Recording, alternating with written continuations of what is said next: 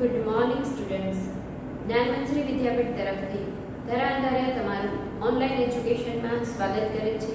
વિદ્યાર્થી મિત્રો, આપણો વિષય છે સામાજિક વિજ્ઞાન અને આપણે લાસ્ટ કેટલાક લેક્ચરથી સેમિસ્ટર પહેલાના 9મા પાઠનો અભ્યાસ કરી રહ્યા છીએ, જેમનું નામ છે ઈસવીસન 1857 નો સ્વાતંત્ર્ય સંગ્રામ. એ પાઠમાં આપણે શું ભણ્યા? આમ તો ઘણા બધા મુદ્દાઓની ચર્ચા કરી ચૂક્યા છે. આજનો લેક્ચર આપણે ભણશું એટલે આ પાઠ પૂરો પણ થઈ જવાનો છે. તો અગાઉના જે લેક્ચરમાં તમે ભણ્યા છો એનું ટૂંકમાં રિવિઝન કરી જઈએ, કારણ કે ઘણા બધા દિવસો પહેલા તમે એ પાઠ ભણ્યા હો અને થોડું યાદ આવી જાય તો આગળની બાબત બધું બરાબર સમજાય છે. તો ટૂંકમાં પહેલા આપણે રિવિઝન કરીએ. પાઠની શરૂઆત થાય છે આ 1857ની સાલમાં આ સ્વતંત્રતા મેળવવા માટેનો સ્વાતંત્ર્ય સંગ્રામ શા માટે લડાયો? તો અંગ્રેજોએ જે સત્તા જમાવવા માટે, શાસન કરવા માટે જે દમનકારી પગલાં ભર્યા, જે કૂટનીતિ અપનાવી એટલે કે જે દાવપેચ રમ્યા, તેના લીધે આપણા લોકોમાં અસંતોષ જન્મ્યો હતો. એ ઉપરાંત આ અસંતોષ જન્મવા પાછળ સામાજિક, આર્થિક, ધાર્મિક, રાજકીય, લશ્કરી અને એક તાત્કાલિક કારણ જવાબદાર છે. તાત્કાલિક કારણની વાત કરીએ તો આપણે વાત કરી હતી કે જાન્યુઆરી 1857માં એનફિલ્ડ રાઇફલ દાખલ કરવામાં આવી હતી અને જેમાં જે કારતૂસો વપરાય છે એ કારતૂસોની બનાવટમાં ગાય અને ડુક્કરના માંસનો ઉપયોગ થતો હોવાથી આપણા હિન્દી સૈનિકોએ એ કારતૂસ વાપરવાનો, એ રાઇફલ વાપરવાનો ઇનકાર કર્યો હતો. એટલે તાત્કાલિક ધોરણે એ સંગ્રામ શરૂ થઈ જાય છે. સંગ્રામની શરૂઆત કરનાર અને પ્રથમ શહીદ એ મંગલ પાંડે હતા. આપણે વાત કરી માત્ર 26 વર્ષની વયે એ આ બ્રિટિશ લશ્કરી સૈન્યમાં જોડાયા હતા અને એનફિલ્ડ રાઇફલના વિરોધમાં એ અંગ્રેજો સામે લડત આપે છે. સંગ્રામની શરૂઆત આયોજન પહેલા કરી દે છે, અંતે પોતે આત્મબલિદાન કરે છે અને અંગ્રેજોએ તેમને બચાવ્યા તો ખરા, પરંતુ સંગ્રામનું કોઈ આયોજન કે કોઈ માહિતી ન મળતા મંગલ પાંડેને 8મી એપ્રિલ 1857ના 5:30 વાગ્યે ફાંસી આપવામાં આવી હતી. ત્યાર પછી આપણે વિદ્યાર્થી મિત્રો સંગ્રામનો વ્યાપ અને તેના આગેવાનોની વાત કરી. દિલ્હીથી શરૂઆત થાય છે. બહાદુર શાહ ઝફરને હિંદના સમ્રાટ જાહેર કરવામાં આવ્યા અને સંગ્રામ આખા ભારતમાં ફેલાયો. કાનપુરમાં નાના સાહેબની આગેવાની હેઠળ, બિહારમાં કુંવરસિંહની આગેવાની હેઠળ, ઝાંસીમાં રાણી લક્ષ્મીબાઈએ સંગ્રામ લડ્યો હતો. તાત્યા ટોપે ઘણા બધા ભારતના છૂટાછવાયા સ્થળોએ આ સંગ્રામ લડ્યો હતો. પરંતુ વિદ્યાર્થી મિત્રો, આ સંગ્રામ છે એ માત્ર ને માત્ર પોતાના પ્રદેશોને મુક્ત કરાવવા માટે લડાયો હોવાથી આગળ જતા એ સંગ્રામ ઘણા બધા કારણોસર એ નિષ્ફળ જવાનો હતો.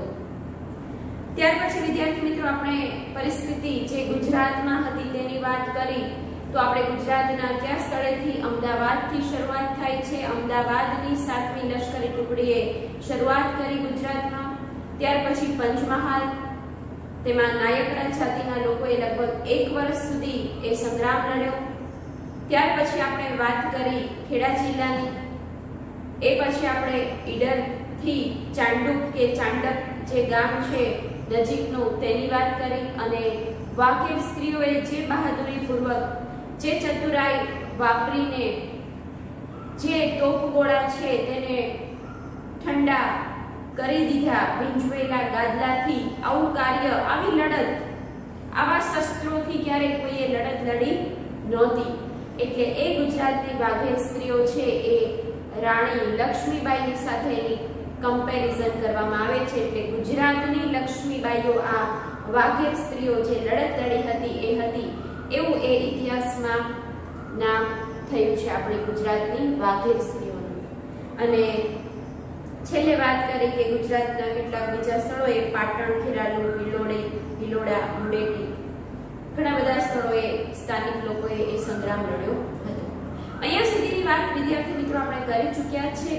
આજનો આપણો ટોપિક છે હવે સંગ્રામ છે એ આખા ભારતમાં ધીરે ધીરે આપણે જે સ્થળો મુક્ત કર્યા હતા, બ્રિટિશરોના હાથમાંથી જીત્યા હતા, પાછી સત્તા જમાવી હતી, પાછા મેળવ્યા હતા, એ ટૂંક સમયમાં પાછા અંગ્રેજોએ જીતી લીધા અને સંગ્રામનો અંત આવી જાય છે. તેની વાત હવે આપણો નેક્સ્ટ મુદ્દો છે. તો આજનો લેક્ચર શરૂ કરીએ, સંગ્રામનો અંત.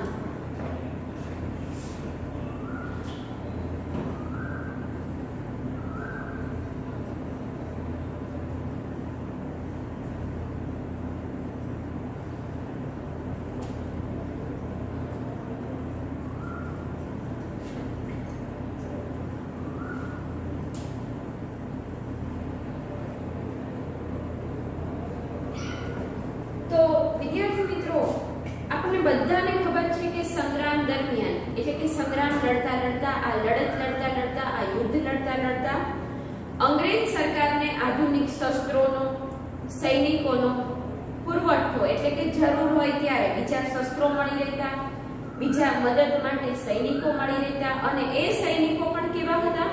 તાલીમ પામેલા સૈનિકો હતા, જે બીજા દેશમાંથી એમને પહોંચાડવામાં આવતા હતા.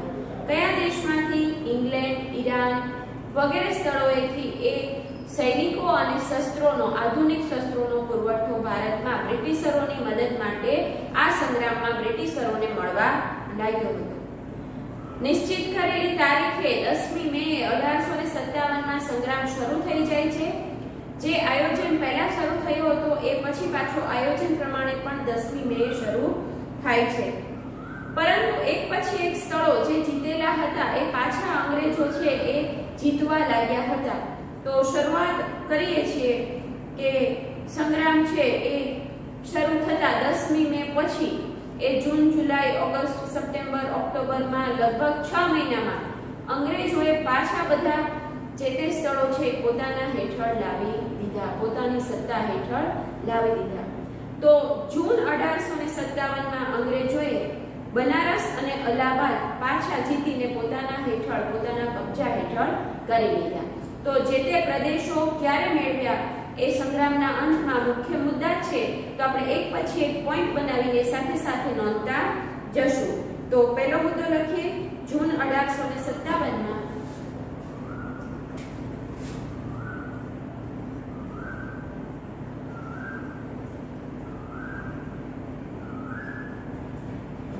જૂન 1857માં અંગ્રેજોએ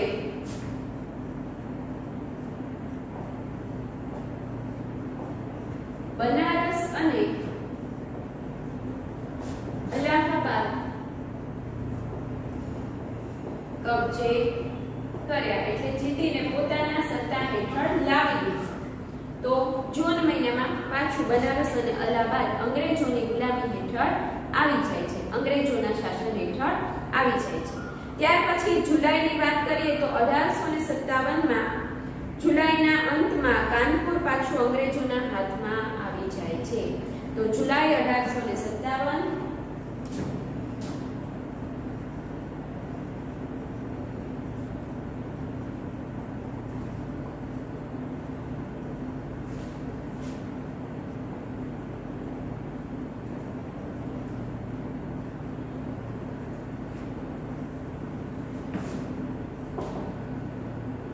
કાનપુર પાછું જીતી લીધું અને પોતાના કબજા હેઠળ કરી લીધું. સપ્ટેમ્બર 1857માં અંગ્રેજોએ દિલ્હી કબજે કરી લીધું. હવે આપણે વાત કરી હતી કે દિલ્હીથી શરૂઆત થઈ હતી. બહાદુર શાહ ઝફર આ જે હિન્દના સમ્રાટ જાહેર થાય છે અને એ ખૂબ જ વૃદ્ધ વ્યક્તિ હતા. એમની પાસે ઘણું બધું બીજાઓને આપી શકાય એવું નોલેજ હતું, એમને અનુભવ હતો, જેના લીધે આ હિન્દના સમ્રાટ તરીકે આગળ આવીને સંગ્રામને શરૂ કરાવડાવે છે છૂટાછવાયેલા પ્રદેશો ઉપર, અને એ પાછું અંગ્રેજોના કબજા હેઠળ દિલ્હી પણ આવી જાય છે. તો આપણે એ બાબત નોંધી લઈશું. સપ્ટેમ્બર 1857માં અંગ્રેજોએ દિલ્હી કબજે કરી લીધી.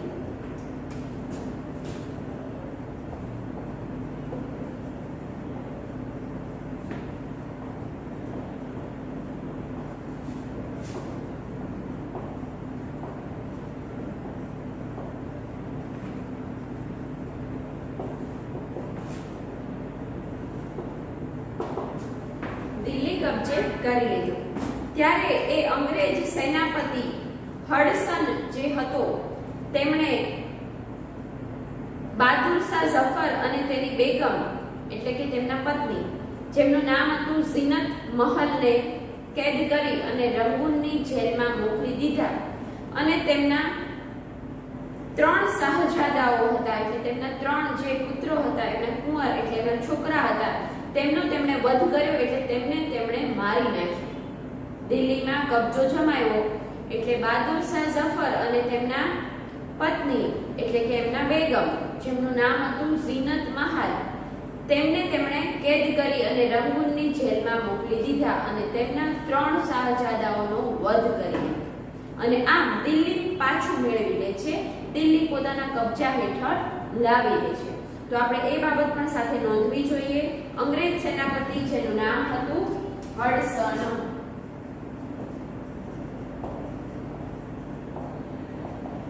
અંગ્રેજ સેનાપતિ હડસને બહાદુર શાહ ઝફર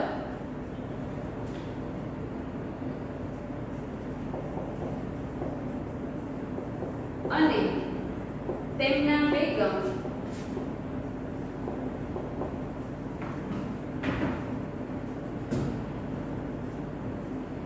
જેમનું નામ હતું ઝીનત મહાલ,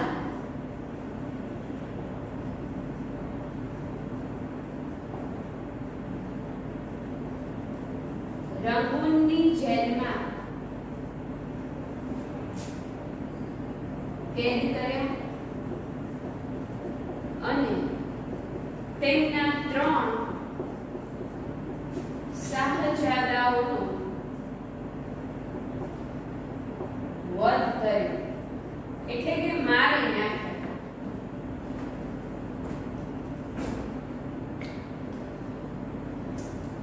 અને ત્યાં જ તેમના મૃત્યુ થયું હોવાનું માનવામાં આવે છે.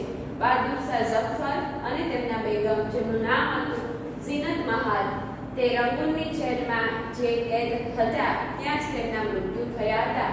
મૃત્યુ થયા ત્યાં સુધી એ ત્યાંની જેલમાં જ રાખવામાં આવ્યા હતા. આમ દિલ્હી છે એ અંગ્રેજોએ પાછું મેળવી લીધું હતું. ત્યાર પછીની વાત કરીએ તો માર્ચ 1858માં અંગ્રેજોએ લખનઉ પાછું મેળવી લીધું. માર્ચ 1858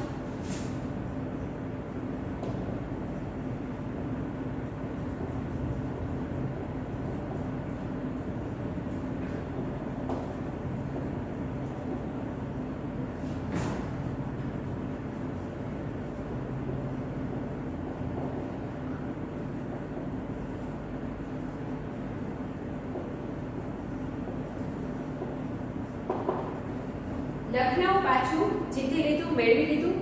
જૂન 1858માં ઝાંસીની રાણી લક્ષ્મીબાઈ, જૂન 1858માં ઝાંસીની રાણી લક્ષ્મીબાઈ 15 દિવસ સુધી અંગ્રેજ સેનાપતિ જેનું નામ હતું હ્યુરોજ, તેમના નેતૃત્વ નીચે જે અંગ્રેજી સૈન્ય હતું તેની સામે 15 દિવસ સુધી સતત આ ઝાંસીની રાણી લક્ષ્મીબાઈ છે એ પોતાની સ્ત્રી ટુકડીને સાથે રાખીને, સ્ત્રી સૈન્યને સાથે રાખીને એ લડત લડે છે. પરંતુ તેમના એક વિશ્વાસ જેના ઉપર ઝાંસીની રાણી લક્ષ્મીબાઈએ કર્યો હોય તેવા તેમના વિશ્વાસઘાતી તેમના દ્વારપાળ હતા જેનું નામ હતું દુલ્હાજી. તેમણે ઝાંસીની રાણી લક્ષ્મીબાઈ સાથે વિશ્વાસઘાત કર્યો અને અંગ્રેજોને બધી માહિતી આપી. તેથી આ ઝાંસીની રાણી લક્ષ્મીબાઈ ત્યાંથી ભાગીને, ઝાંસીથી ભાગીને કાલપી તરફ ગયા અને કાલપી અને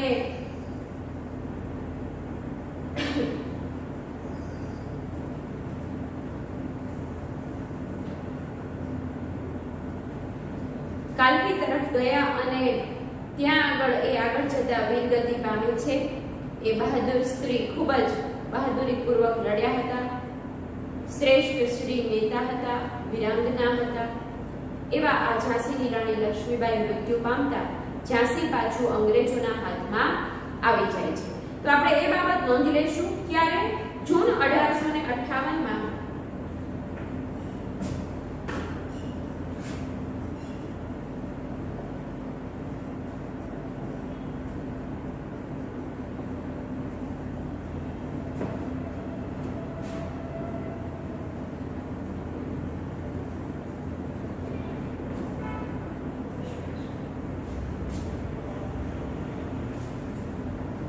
વિશ્વાસઘાત એટલે કોણ? તો કે તેમના દ્વારપાળ જેનું નામ હતું દુલ્હાજી ના કારણે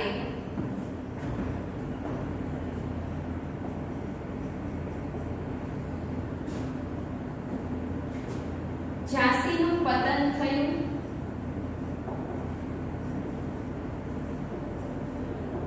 અને તે કાલકી તરફ ગયા અને લડતા લડતા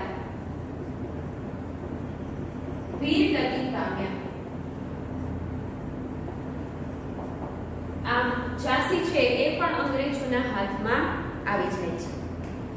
ત્યાર પછીની વાત કરીએ તો સપ્ટેમ્બર 1858 માં અવધ એટલે કે અયોધ્યાની બેગમ હજરત મહાલને હરાવીને અવધ પણ અંગ્રેજોએ પોતે પાછું કબજે કરી લીધું. તો આપણે એ બાબત પણ નોંધી લઈશું. સપ્ટેમ્બર 1858 માં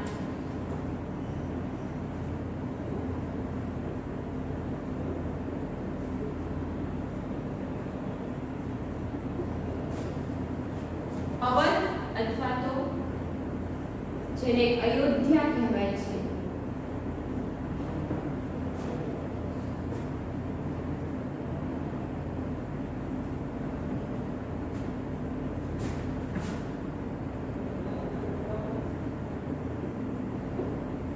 અંગ્રેજોએ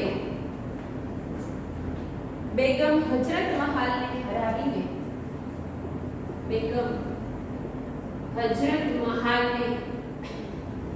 હરાવીને પાછું મેળવી લીધું.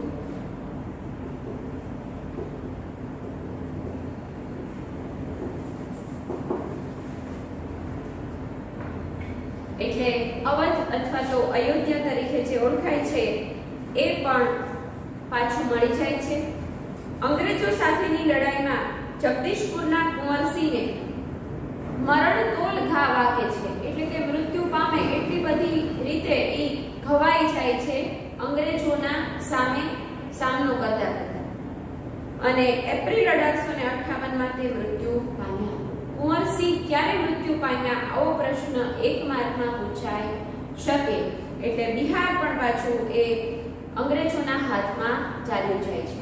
તો આપણે એ બાબત પણ નોંધી લઈશું. જગદીશપુરના અહીંયા આગળ લખું છું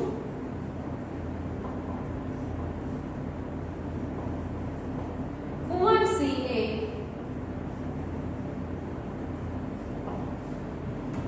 ક્યારે એપ્રિલ 1858 માં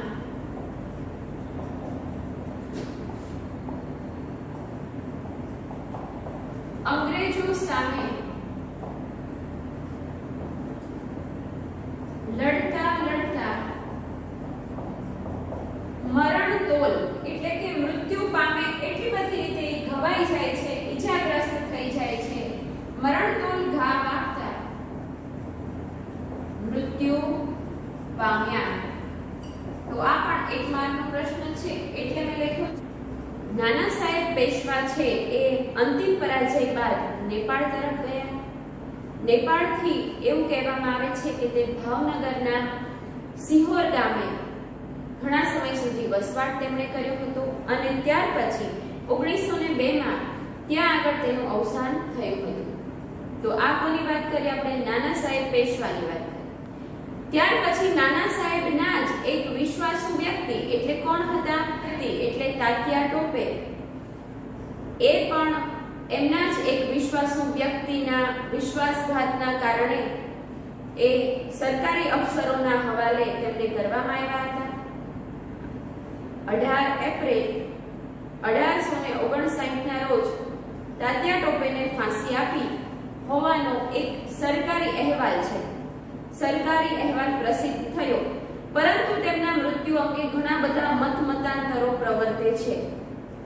જુદા જુદા માધ્યમોના આધારે એવું જાણવા મળ્યું કે તાત્યા ટોપે તો જેલમાંથી છટકીને ભાગી ગયા હતા અને અન્ય એની જેવી કોઈ બીજી વ્યક્તિ હતા તેને ફાંસીએ ચડાવવામાં આવ્યા.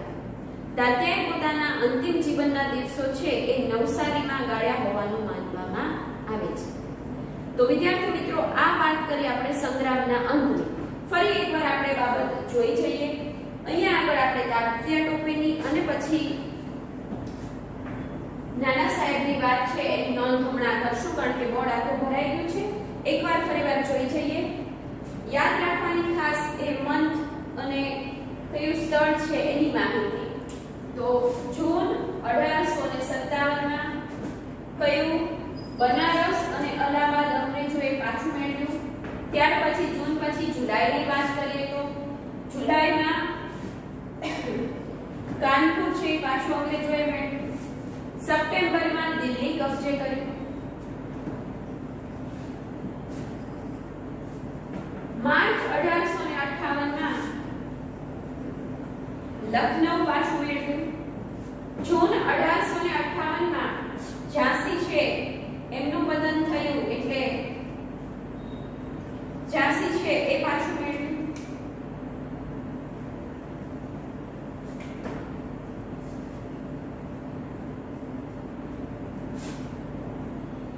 સપ્ટેમ્બર 1858 માં અવધ અથવા તો જેને અયોધ્યા કહેવાય છે એ અંગ્રેજોના કબજા હેઠળ પાછું આવી જાય છે.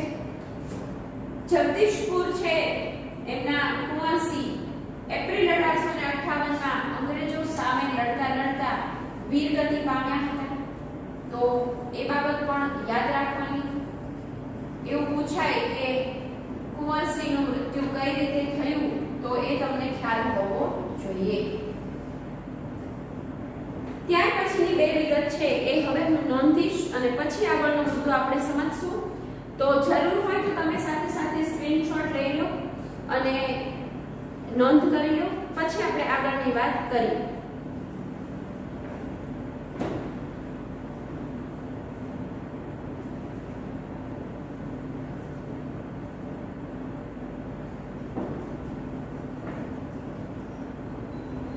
ઓકે, તો તમે બધાએ સ્ક્રીનશોટ પાડી લીધો હશે, નોંધ કરી લીધી હશે. હવે આગળના મુદ્દા જે બે આપણે ભણ્યા હતા તેની નોંધ કરી અને પછી બીજા ટોપિકની વાત કરશું.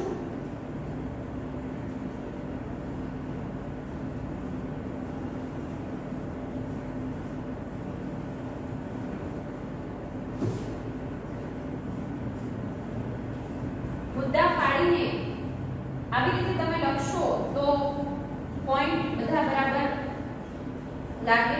પોઈન્ટ પાડીને બધી માહિતી એક પછી એક આવતી જાય. તો અંગ્રેજોએ કેવી રીતે આ સંગ્રામ નિષ્ફળ બનાવ્યો અને બધા પ્રદેશો પાછા મેળવી લીધા તેની વિગતે આ માહિતી આવી રીતે લખો તો તમને પોઈન્ટ વાઇઝ સારું લખેલું હોય તો માર્ક સારા આવે. હંમેશા આવી જ રીતે લખવાની તૈયારી તમારે રાખવાની.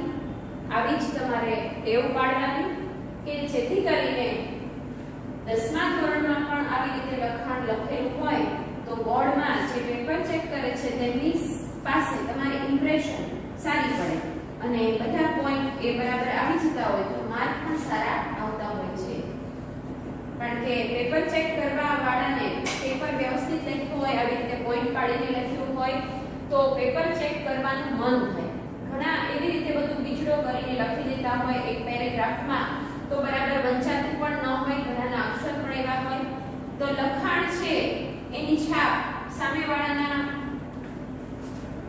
પેપર ચેક કરનારના પાસે પડતી હોય છે. એટલે તમારે સારી રીતે પોઈન્ટ પાડીને આમ લખવું, હાઇલાઇટ કરવું મુદ્દાઓને. પોઈન્ટ જે સાલવારી આવતી હોય, જે તે ઘટના આવતી હોય, વ્યક્તિ આવતા હોય તો તમારી છાપ એ પેપર ચેક કરનાર સામે સારી પડે અને માર્ક સારા મળે.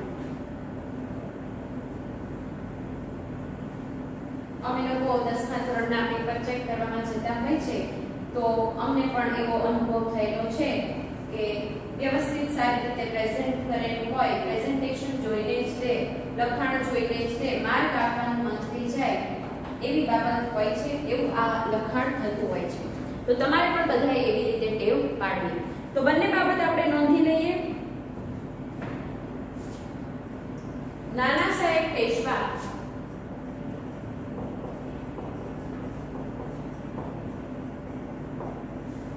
અંતિમ પરાજય બાદ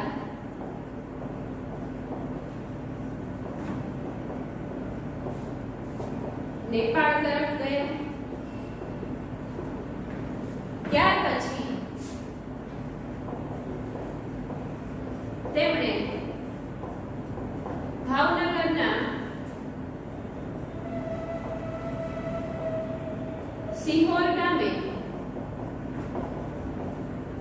વસવાટ કર્યો હોવાનું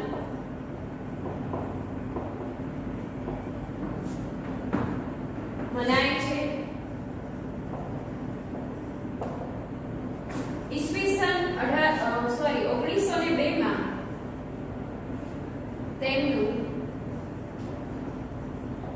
મૃત્યુ થયું હતું. આ વાત થઈ કોની? નાના સાહેબ પેશવાની. નાના સાહેબ પેશવા ભાવનગરના કયા ગામે અંતિમ દિવસોમાં તેમણે વસવાટ કર્યો અને તેમનું મૃત્યુ ક્યારે થયું? તો નાના સાહેબ પેશવા કઈ જગ્યાએ? ભાવનગરના સિહોર મુકામે, સિહોર ગામે વસવાટ કર્યો. તેમનું મૃત્યુ 1902 માં થયું હતું. ગમે તે રીતે ઉલટાવીને પૂછે, એમસીક્યુ માં આવે, ખાલી જગ્યામાં આવે, જોડકા જોડોમાં આવે, એક બે વાક્યમાં આવે, તો તમને આવા બધા પ્રશ્નો છે એ ખ્યાલ હોવો જોઈએ. ગમે તે રીતે પૂછે, તમને પ્રશ્ન બરાબર પહેલા સમજવાનો ને પછી જવાબ વિચારીને લખવાનો રહે. ત્યાર પછીની વાત કરીએ તો તાત્યા ટોપે છે એ સરકારી અફસરોના હવાલે પકડાઈ જાય છે. તાત્યા ટોપેની વાત કરીએ.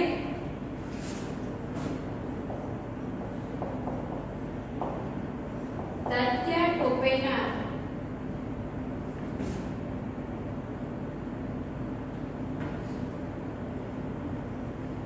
એક પરિચિતે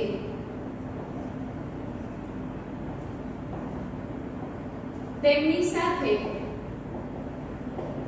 વિશ્વાસઘાત કરી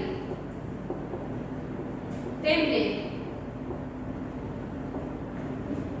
સરકારી અફસરોના હવાલે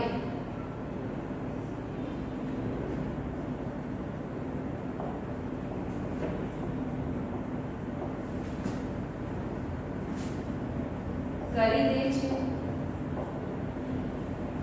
અને 18 એપ્રિલ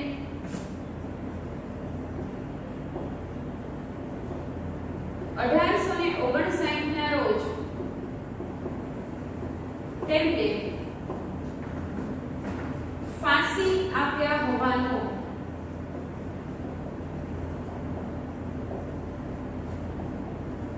એક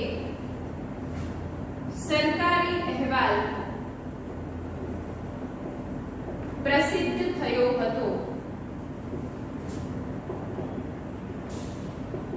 પરંતુ અન્ય માહિતી પ્રમાણે એવું કહેવામાં આવે છે, આપણે બાબત નથી નોંધતા, તમારી જાણકારી માટે છે કે ત્યાંથી એ ભાગીને છટકી ગયા હતા અને છટકીને ભાગી ગયા હતા અને એમની જેવી જ કોઈ બીજી વ્યક્તિને ફાંસી આપી દઈ અને આ અહેવાલ પ્રસિદ્ધ થયો હતો. પરંતુ તાત્યા ટોપે પોતાના જીવનના અંતિમ દિવસો નવસારીમાં ગાળ્યા હોવાનું માનવામાં આવે છે. તો આપણે એ બાબત પાછળ નોંધી લઈશું. તાત્યા ટોપે પોતાના અંતિમ દિવસો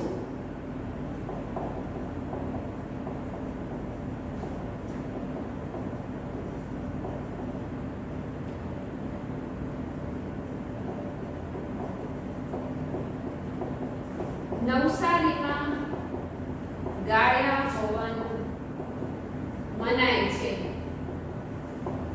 ચલો, તો કોના મૃત્યુ અંગે ઘણા મતાંતરો પ્રવર્તે છે? તો પાછું તાત્યા ટોપે. બરાબર, તો બધી જ બાબતો એવી રીતે તૈયાર કરવી કે ગમે તે રીતે ઉલટાવીને પ્રશ્ન કરવામાં આવે તો તમને ખબર પડવી જોઈએ. તાત્યા ટોપેના પરિચિતે વિશ્વાસઘાત થયો, તેથી તેમને સરકારી અફસરોના હવાલે એટલે કે એમને જેલમાં પૂરવામાં આવ્યા, કેદ કરવામાં આવ્યા. ક્યારે ફાંસી આપ્યા હોવાનું માનવામાં આવે છે? 18 એપ્રિલ 1859 ના રોજ. પણ અંતિમ દિવસો તાત્યા ટોપે એવું માનવામાં આવે છે કે નવસારીમાં ગાળ્યા હતા. તો આ બધી જ વિગત છે એક એક માર્કના પ્રશ્નમાં પૂછાતી હોય છે, એટલે આપણે સાથે સાથે સમજીને લખતા જઈએ છીએ કે તમને પણ કદાચ તમારા બુકમાં તમે લખ્યું હોય, સ્ક્રીનશોટ પાડ્યો હોય, પછી તમારી બુક તમે તૈયાર કરી હોય, તો મુખ્ય મહત્વના મુદ્દાઓ તમને રિવિઝન કરતા વખતે, વાંચતા વખતે ઝડપથી યાદ રહી જાય. અને હું બોર્ડ પર જે વિગત લખું છું એ ખૂબ મહત્વની હોય છે, એમાંથી ઘણી બધી રીતે પ્રશ્નો નીકળતા હોય છે. તો જરૂરથી તમારે એ પોઈન્ટ છે સ્ક્રીનશોટ પાડી લેવા કે નોંધી લેવા. તો અડધીથી 1 મિનિટ આપું છું, ઝડપથી તમે સ્ક્રીનશોટ લઈ લો. પછી આપણે સંગ્રામ નિષ્ફળ કેવી રીતે ગયો તેની વાત કરવાના છીએ.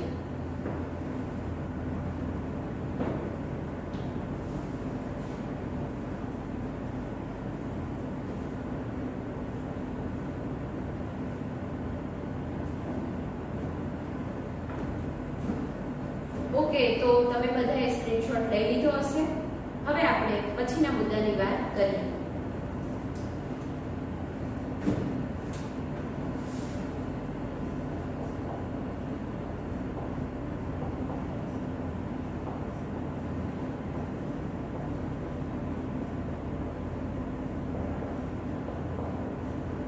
અથવા તો સંગ્રામ નિષ્ફળ જવાના કારણો ક્યાં ક્યાં હતા. સંગ્રામ સાથી નિષ્ફળ ગયો આ પ્રશ્ન છે એ 4 માર્કમાં ખૂબ મહત્વનો ગણી શકો. બરાબર, તો બધા જ પોઈન્ટ આપણે સાથે સાથે નોંધતા જવાના છીએ, ચર્ચા કરતા જવાના છીએ, અને તમારે પણ એવી જ રીતે તૈયારી કરવાની છે, સમજવાનું છે. પહેલા આપણે એક આટલું જાણોની વિગત આપી છે એ જોઈ લઈએ. ગાંધીનગર જિલ્લાના માણસા તાલુકામાં સમો નામનું એક ગામ છે. ત્યાંની પ્રાથમિક શાળામાં એક ખાંભી છે. ખાંભી એટલે થાંભલો છે. ત્યાં લખાયેલું છે કે 29મી નવેમ્બર 1857માં અહીંયા આગળ મગનલાલ જે પાટણના હતા તેમને અને માધવજી જે બીજાપુરના હતા તેમને અહીંયા આગળ ફાંસી આપવામાં આવી હતી. એટલે તેમને યાદમાં તેમને અંજલિ આપતી આ ખાંભી ત્યાં આગળ હજુ પણ જોવા મળે છે. તો આવું કંઈ તમારે એક્ઝામમાં કે કોઈ પ્રશ્ન તરીકે WRTમાં કે કોઈ જગ્યાએ આવવાનું નથી, પણ તમારી જાણકારી માટે આપણા ગુજરાતમાં પણ આપણા જે લોકો આ અંગ્રેજોની સાથે લડતા લડતા શહીદ થઈ ગયા છે તેમની યાદમાં આવી ખાંભીને એવું મૂકવામાં આવ્યું હોય છે અને તેમને અંજલિ આપવામાં આવી હોય છે. તો એ વિગત માત્ર તમારે જાણવા માટે છે, એમાંથી કોઈ પ્રશ્ન આવશે નહીં. મુખ્ય વાત કરીએ તો હવે સંગ્રામ નિષ્ફળ સાથી ગયો. તો પહેલો મુદ્દો કે સંગ્રામમાં સંકલનનો અભાવ હતો. એટલે બધા છૂટા છવાયા લડતા હતા, ભેગા મળીને નહોતા લડતા. સંકલન મતલબ ભેગા મળીને લડવું. તો ભારત દેશ આખો છૂટા છવાયેલા પ્રદેશોમાં પોતપોતાની રીતે લડતો હતો. સંગ્રામ છે તેમાં કેન્દ્રીય નેતાગીરી નહોતી. કેન્દ્રીય નેતાગીરી એટલે શું? તો કે આખા ભારતમાં કેવી રીતે સંગ્રામ લડવો એનું મુખ્ય કોઈ એક વ્યક્તિ દ્વારા આખું આયોજન કરીને લડવાનું નિશ્ચિત નહોતું કર્યું. શું હતું? નેતાગીરી હતી, પણ પ્રદેશો પૂરતી સીમિત હતી. જેમ કે કાનપુરમાં નાના સાહેબ પેશવાની નેતાગીરી હેઠળ એ સંગ્રામ લડાયો હતો, તો એ કાનપુર પૂરતું જ મર્યાદિત હતું. એવી રીતે બિહારમાં કુંવરસિંહની આગેવાની હેઠળ લડાયો હતો, પણ આખા ભારતને કોઈ કેન્દ્રીય એવો નેતા મળ્યો નહોતો. એટલે કેન્દ્રીય નેતાગીરીના બદલે સ્થાનિક નેતાગીરીથી લડાયો હતો. જ્યાં તાકાત ઓછી પડતી ત્યાં વધારાની નવી તાકાત એટલે કે લશ્કરમાં સૈનિકોની જરૂર પડે તો સૈનિકો, આધુનિક શસ્ત્રો અને દરેક રીતની સહાય છે એ પહોંચાડવાની કોઈ વ્યવસ્થા આપણા ભારતના લોકોમાં નહોતી. વાહન વ્યવહારો પણ આમ જુઓ તો કોઈ વિકસ્યા નહોતા. એટલે મદદ માટે એક સ્થળેથી બીજી સ્થળે કોઈ જાય, કોઈ સંદેશો પહોંચાડે અને કોઈ મદદ કરે એવું હતું નહીં. એટલે એ સંગ્રામ નિષ્ફળ જાય છે. તો સંકલનનો અભાવ. ટૂંકમાં બધા પોઈન્ટ લખીશ, તમારે એ વિગતે લખવાનું રહેશે વાક્ય પૂરું કરીને. સંકલનનો અભાવ,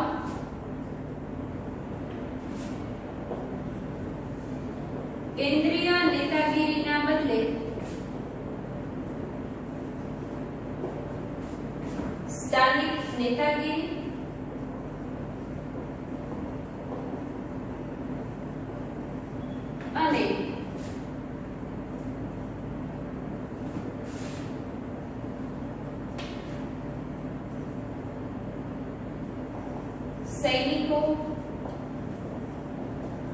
શસ્ત્રો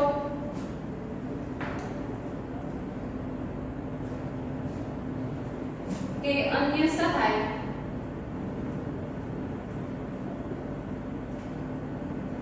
પહોંચાડવાની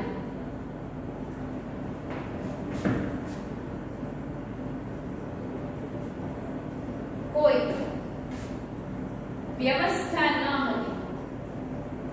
એટલે આપણા લોકોને સૈનિકો મૃત્યુ પામે તો સૈનિકો છે, શસ્ત્રો છે એ જોતા હોય તો બીજી જગ્યાએથી કોઈ પહોંચાડી શકે કે એવી કોઈ વ્યવસ્થા કરવામાં આવી નહોતી. એટલે પણ આપણા કેટલાક લોકો મૃત્યુ પામ્યા એટલે પછી અંગ્રેજોએ સીધા એક પોતાના કબજા હેઠળ પોતાના એ પ્રદેશો કરી લીધા હતા. એટલે પહેલો મુદ્દો એ સંકલનનો અભાવ, કેન્દ્રીય નેતાગીરી નહોતી, સ્થાનિક કક્ષાએ જ એ નેતાગીરી લઈને લોકો લડતા હતા. આપણા જે તે પ્રદેશમાં લડતા લોકોને શસ્ત્રોની જરૂર પડે, સૈનિકોની જરૂર પડે કે કોઈ અન્ય જરૂરિયાત ઊભી થાય તો એમને પહોંચાડી શકાય એવી કોઈ વ્યવસ્થા નહોતી, એવી કોઈ સહાય થતી નહોતી. એટલે જે તે પ્રદેશો છે એ એક પછી એક અંગ્રેજોના કબજા હેઠળ આવતા જાય છે. મહત્વનો મુદ્દો ખૂબ જ ગણી શકાય કે આ જે મુદ્દો છે તેના લીધે અન્ય બીજી કેટલીક પરિસ્થિતિનું સર્જન થયું છે કે સંગ્રામ છે એ નિશ્ચિત કરેલી તારીખ કરતા પહેલો શરૂ થઈ ગયો. એટલે તેનું આયોજન છે એ વેરવિખેર થઈ ગયું. આયોજન પ્રમાણે જો સંગ્રામ લડાયો હોય તો આવું થાય નહીં, પરંતુ વહેલો શરૂ થઈ ગયો હોવાથી અંગ્રેજો છે એ ચેતી જાય છે. અંગ્રેજોને ખબર પડી ગઈ કે હવે એક પછી એક બીજા પ્રદેશોમાં પણ આવી રીતે આપણો વિરોધ થશે અને સંગ્રામ લડાશે. એટલે અંગ્રેજો છે એ તૈયાર થઈ જાય છે. તો ખૂબ જ મહત્વનો મુદ્દો ગણી શકો કે સંગ્રામ છે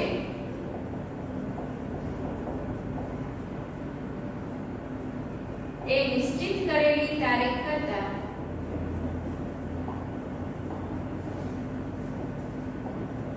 વહેલો શરૂ થઈ ગયો.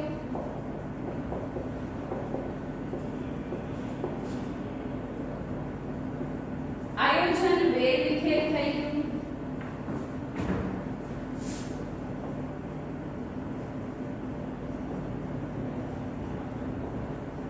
અને અંગ્રેજો ચેતી જાય છે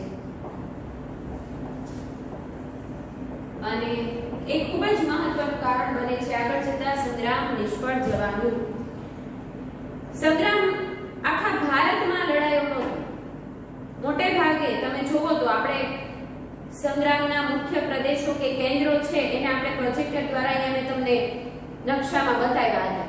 તો તમે નોંધ કરી હોય તો ઉત્તર ભારતમાં, મધ્ય ભારતમાં અને ઉત્તર પૂર્વના કેટલાક સ્થળોએ, પશ્ચિમના તો એકાદ બે સ્થળોએ જ લડાયા હતા અને દક્ષિણ ભારતમાં પણ લગભગ એવું કહી શકાય કે સંગ્રામ લડાયો ન હતો.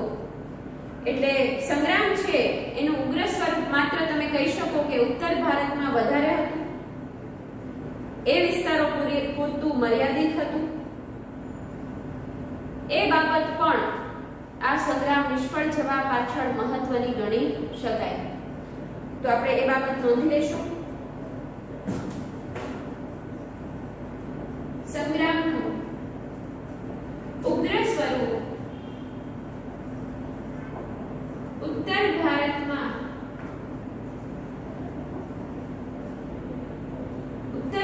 પૂરતું મર્યાદિત હતું. અગાઉ વાત કરી ચૂક્યા છે, ભણી ચૂક્યા છે કે ઉત્તર ભારતના કયા કયા સ્થળોએ હતું. તો કે બરેલી, બનારસ, અલ્હાબાદ, આગ્રા, આઝમગઢ, ગોરખપુર, આ બધા સ્થળોએ સંગ્રામનું સ્વરૂપ ઉગ્ર હતું. એટલે બધા જ લોકો, એમાં સ્થાનિક લોકો પણ જોડાયા હતા.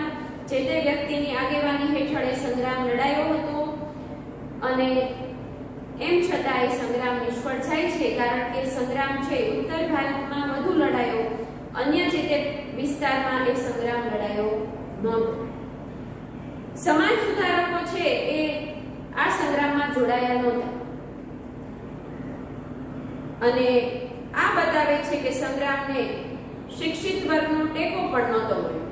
સમાજ સુધારકો ન જોડાયા અને શિક્ષિત કેટલાક યુવા વર્ગનો ટેકો પણ એ સમયે આ સંગ્રામને મળ્યો નહોતો. એટલે પણ આ સંગ્રામમાં આપણે જીતી શકતા નથી. તો એ બંને બાબત પણ નોંધ લેશું.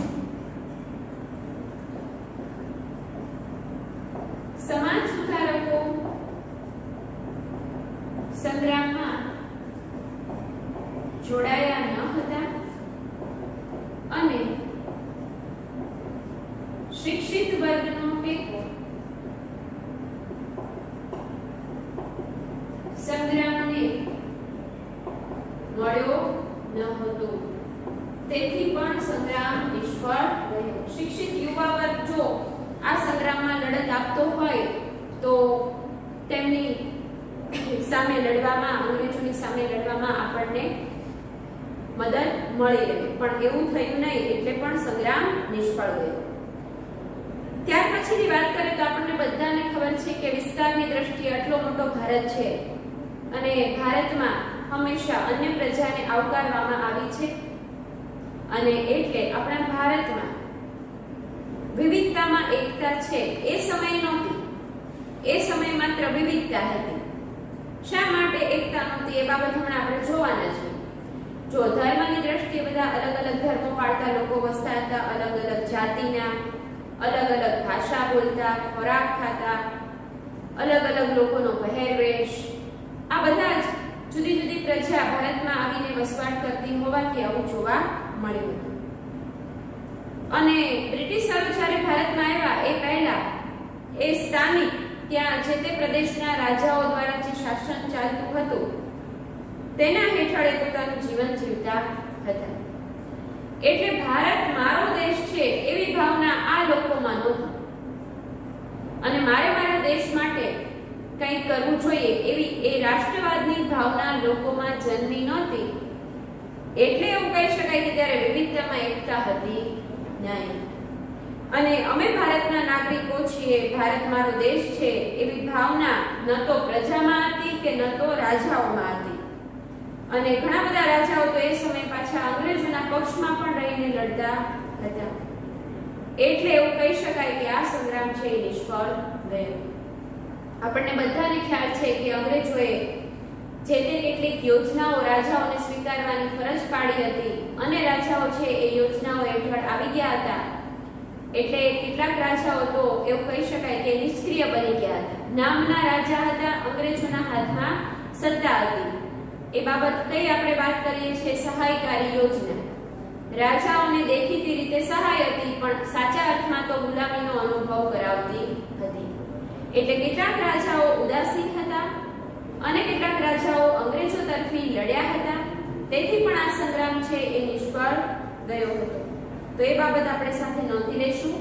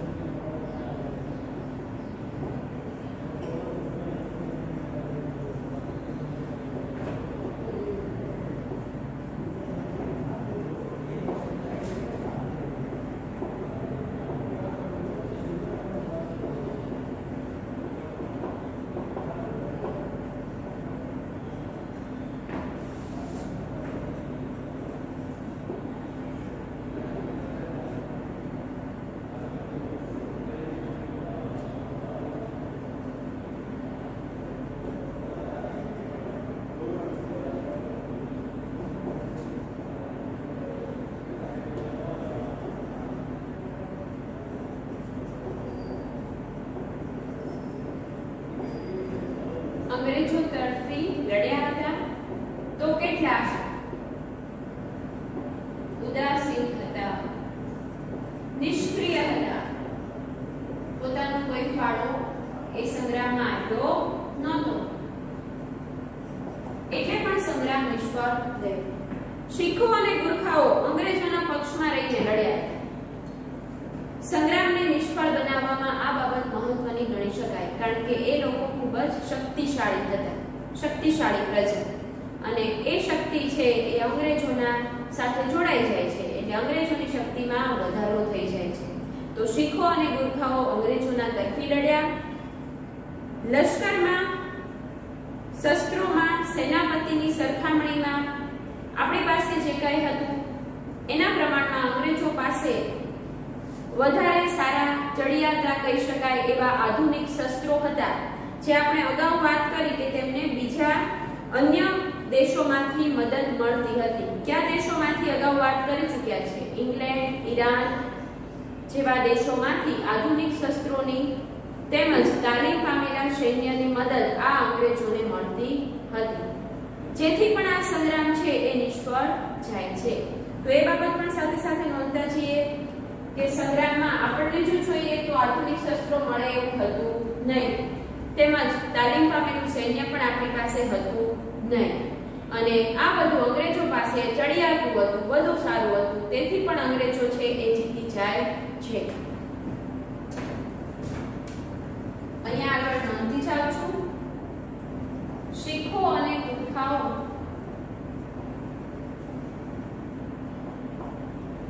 અંગ્રેજો તરફી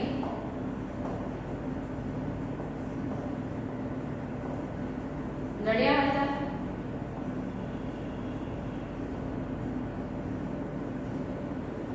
સંગ્રામમાં લશ્કર,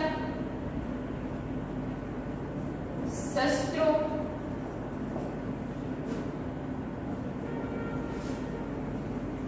અને સેનાપતિ અંગ્રેજો પાસે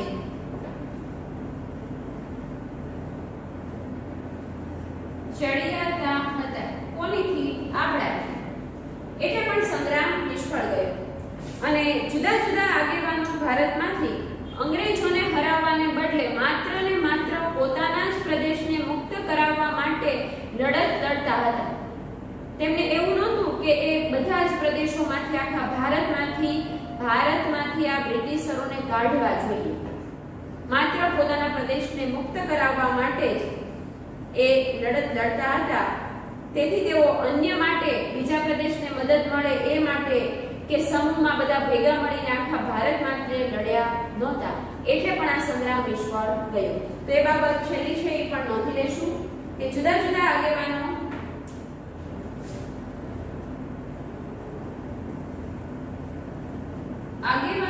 અંગ્રેજોને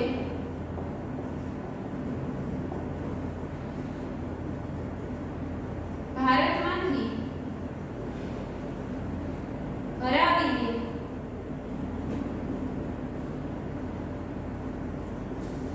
ભારતને મુક્ત કરાવવા નહીં, પરંતુ પોતાના પ્રદેશોને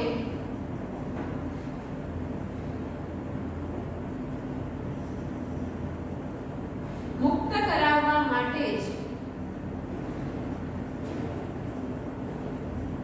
લડ્યા હતા. એટલે સમૂહમાં આખા ભારત માટે લડ્યા નહોતા, એટલે પણ આ સંગ્રામ નિષ્ફળ જાય છે. તો એ બાબત પણ મહત્વની છે. તમે આ બધા જ મુદ્દાઓ છે એ ખાસ યાદ રાખી લેજો. તો આપણે એકવાર ફરીવાર જોઈ લઈએ. સંગ્રામ નિષ્ફળ જવાના કારણો ક્યાં ક્યાં હતા? 4 માર્કનો પ્રશ્ન.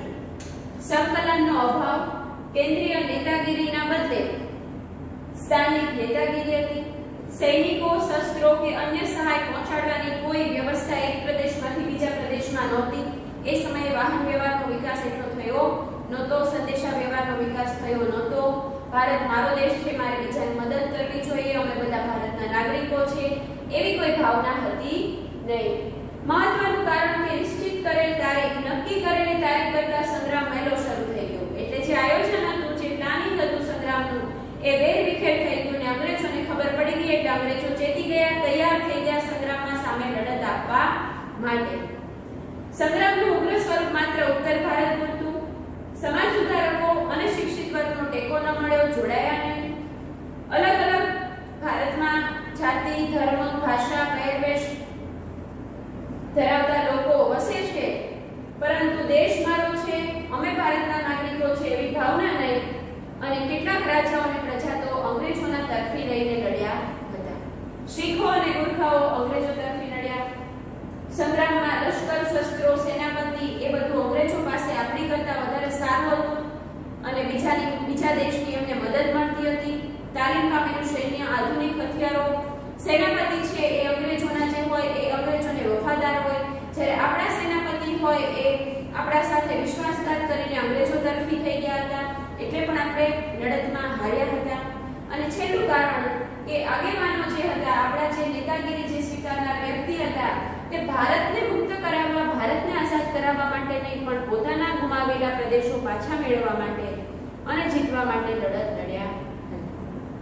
આ બધા કારણો 1857ના સંગ્રામ નિષ્ફળ જવાના હતા. વિચારોનો એક પ્રશ્ન આવ્યો છે કે આ સંગ્રામ નિષ્ફળ જવા પાછળના અન્ય કારણો ક્યાં ક્યાં હોય? તો કે લોકોમાં ભારત દેશ મારો છે, ભારત અમે ભારતના નાગરિક છે એવી કોઈ ભાવના નહોતી, લોક જાગૃતિ નહોતી એવું કહી શકો. લોકો જાગૃત હતા નહીં અને સંગ્રામ છે માત્ર અમુક પ્રદેશો પૂરતો જ લડાયો હતો, આખા ભારતમાં લડાયો નહોતો. અને કેટલાક રાજાઓ છે એ સંકુચિત દ્રષ્ટિકોણ ધરાવતા હતા, એટલે આવી કોઈ લડત લડવી જોઈએ, દેશને મુક્ત કરાવવો જોઈએ એવું નહોતું. મેં અગાઉ વાત કરી મુજબ રાજાઓ ઉદાસીન હતા કે નિષ્ક્રિય હતા. અંગ્રેજોને આપણા દેશમાંથી કાઢીને એને પાછા મોકલવાના છે, આપણા દેશને અંગ્રેજોના ગુલામી હેઠળથી મુક્ત કરાવવાનો છે, એવો કોઈ સંગ્રામનો હેતુ નહોતો. અગાઉ વાત કરી કે માત્ર પોતાના પ્રદેશને મુક્ત કરાવવાનો જ હેતુ આપણા લોકોને હતો. અને બંગાળામાં જ્યાં અંગ્રેજોએ સૌપ્રથમ સત્તા સ્થાપી હતી, ત્યાં તો આ સંગ્રામ લડાયો જ નહોતો. એટલે ઘણા ખરા વિસ્તારોમાં સંગ્રામ લડાયો નહીં, એ પણ આ સંગ્રામ નિષ્ફળ જવાનું કારણ ગણી શકાય. તો આ બધા વિદ્યાર્થી મિત્રો અન્ય કારણો છે.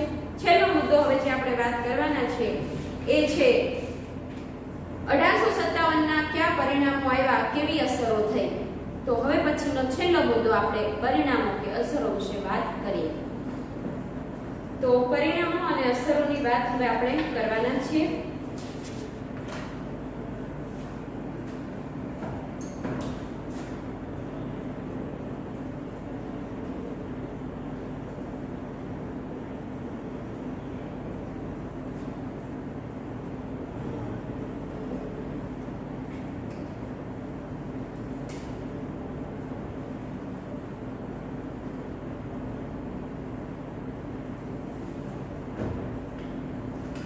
તો અંગ્રેજો પાસેથી સત્તા પાછી મેળવવાના આપણે જે તે પ્રદેશોમાંથી અંગ્રેજોની પાસેથી આપણે પાછા આપણા પ્રદેશો મેળવી લઈએ, એ સંગ્રામ આપણો નિષ્ફળ ગયો. તો ઘણી બધી એની અસરો જોવા મળી, એના પરિણામો જોવા મળ્યા. તો મુખ્ય અસરો કે પરિણામો ક્યાં ક્યાં હતા એની વિશે પહેલા વાત કરીએ. કંપની શાસન એટલે કે બ્રિટિશ ઈસ્ટ ઇન્ડિયા કંપની હતી, એનું શાસન હેઠળ આખું જે ભારતની છૂટી છવાઈ વ્યવસ્થા તે નોંધાયો અને ઇંગ્લેન્ડની સરકાર, બ્રિટિશ સરકાર આખા ભારતમાં હવે શાસન કરવા લાગી. આ પહેલી અસર કે પહેલું પરિણામ. તો આપણે નોંધી લઈશું.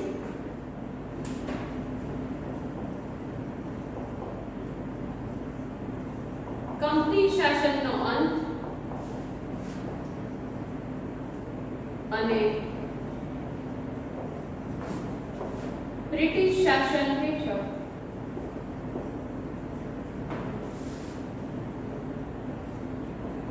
આખો દેશ આવી ગયો. બ્રિટિશરોનું શાસન આખા ભારતમાં થઈ ગયું. બરાબર. બીજું, અંગ્રેજ સરકારે દેશી રાજ્યોની આંતરિક બાબતોમાં હસ્તક્ષેપ કરવાનું બંધ કરી દીધું. એટલે જે તે રાજાઓના હાથમાં જે તે જગ્યાએ અમુક વિસ્તારો પૂરતું શાસન હતું, ત્યાં આગળ એ દેશી રજવાડાઓ હતા, રાજાઓના હાથમાં શાસન હતું, તેમાં જે તે બાબતોમાં દખલગીરી કરવાની અંગ્રેજોએ બંધ કરી દીધી. તો એ બાબત સારી બાબત ગણી શકાય. તો એ બીજી બાબત આપણે નોંધી લઈશું. દેશી રાજ્યોની આંતરિક બાબતમાં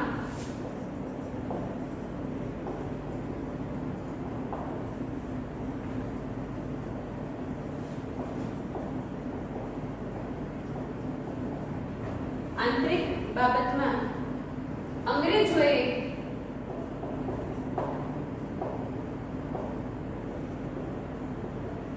દખલ કરવાનું બંધ કરી દીધું. તો એ સારી બાબત ગણી શકાય, સારી અસર કહી શકાય. ત્યાર પછીની અંગ્રેજ સરકારની કેટલીક આર્થિક સામાજિક નીતિમાં પરિવર્તન આવ્યું.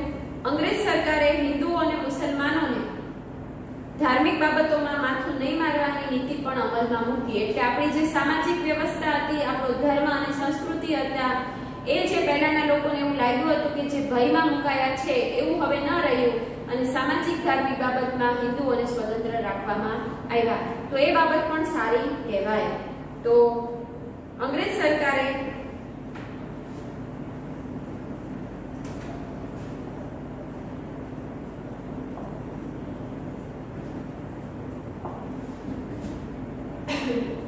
સામાજિક અને આર્થિક નીતિમાં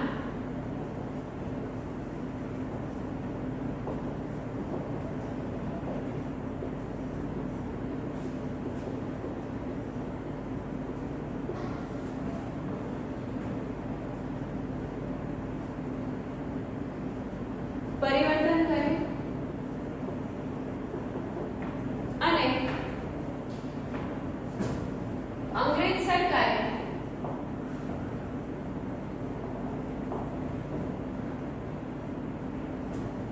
હિન્દુ અને મુસલમાનોની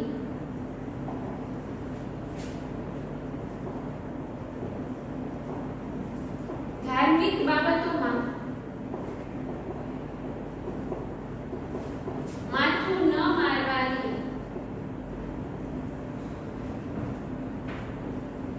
નીતિ અમલમાં મૂકી.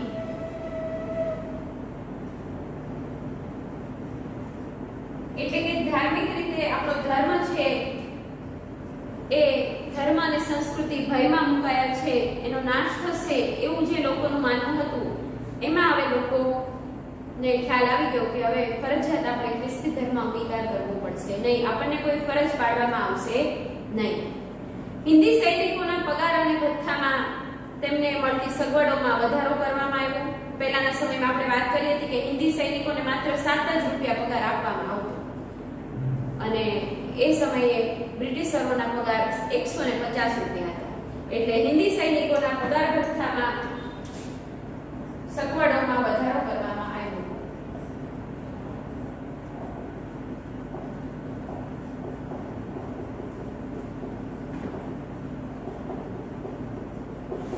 સગવડોમાં વધારો કરવામાં આવ્યો કારણ કે હવે ખબર હતી કે હવે આપણે જો વધારો નહીં કરીએ, આપણે આવી રીતે રાખશું તો કોઈ સૈનિકો કામ કરશે નહીં અને વિરોધના ભાગરૂપે ફરી પાછો આવો કોઈ સંગ્રામ લડે કે કોઈ એ લડત આપે એવું બની શકે. એટલે બ્રિટિશ સરકારને ખ્યાલ આવી ગયો હતો કે આપણે જો આ દેશમાં શાસન કરવું હોય અને લોકોનો સાથ સહકાર મેળવવો હોય તો એ સૈનિકોના પગાર ભથ્થા સગવડોમાં પણ વધારો કરવો પડશે, એમને પણ આગળ વધવાની તક આપવી પડશે, તો જ આપણે શાસન કરી શકશું. અને છેલ્લી બાબત કે ભારતના લોકોમાં રાષ્ટ્રવાદની ભાવનાનો જન્મ થયો.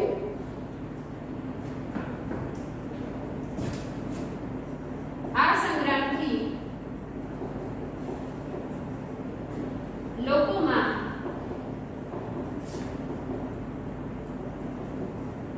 રાષ્ટ્રવાદની ભાવનાનો વિકાસ થયો. તો આ 4 થી 5 પરિણામો છે સારા ગણી શકાય. એક પહેલું કારણને છોડીને કે બ્રિટિશ શાસન હેઠળ આખો દેશ આવી ગયો તો એ ખૂબ જ ન થવું જોઈએ એવી બાબત ગણી શકાય, પણ પરિસ્થિતિ એવી થાય છે બ્રિટિશરો આખા દેશમાં શાસન કરતા બની જાય છે. દેશી રાજ્યોની આંતરિક બાબતોમાં અંગ્રેજોએ દખલગીરી બંધ કરી, સામાજિક આર્થિક નીતિમાં પરિવર્તન કર્યું, ધાર્મિક રીતે આપણને સ્વતંત્ર રાખવામાં આવ્યા. એ ઉપરાંત આપણા સૈનિકોને પગાર ભથ્થા બઢતીની તકો મળી, આગળ સગવડોમાં વધારો થયો અને લોકોમાં ખાસ કરીને આ સંગ્રામ પછી રાષ્ટ્રવાદની ભાવના જન્મી. એટલે રાષ્ટ્ર મારો છે, મારે મારા રાષ્ટ્ર માટે તન મન ધન ન્યોછાવર કરવું પડે તો પણ વાંધો નહીં અને બ્રિટિશરોની સામે આગળ લડવા માટે તૈયાર થઈ જાય છે.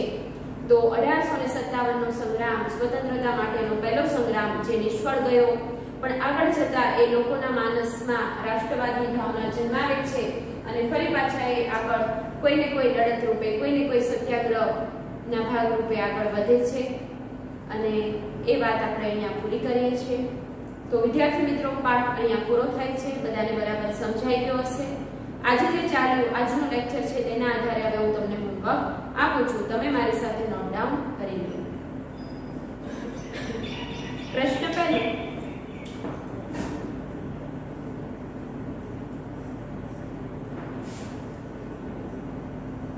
ઈસવીસન 1857 ના સ્વાતંત્ર્ય સંગ્રામનો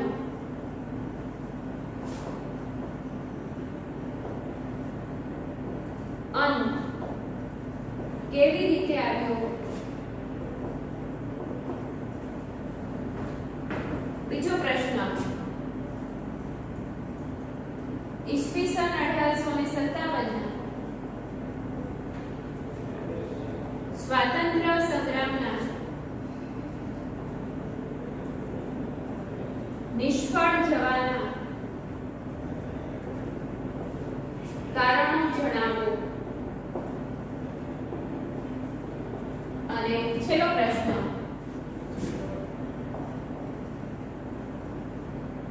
ઈસવીસન 1857 ના સ્વાતંત્ર્ય સંગ્રામના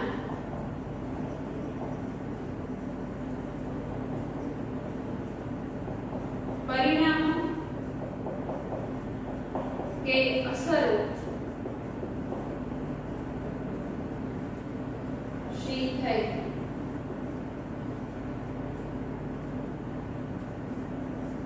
તો વિદ્યાર્થી મિત્રો, આજનો જે ટોપિક છે તેના આધારે મોટા પ્રશ્નો જ મેં તમને હોમવર્કમાં આપ્યા છે કે જેથી કરીને તમને બધા મુદ્દા તૈયાર થઈ જાય.